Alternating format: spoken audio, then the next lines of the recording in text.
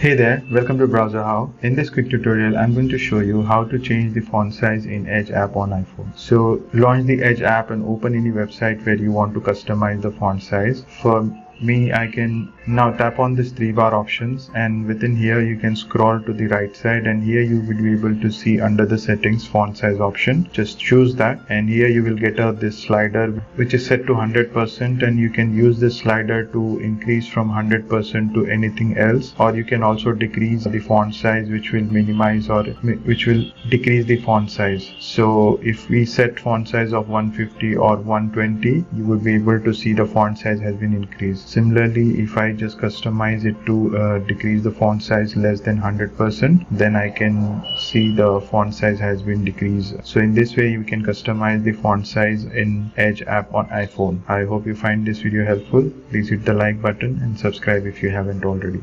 Thank you for watching. Cheers. Have a great day.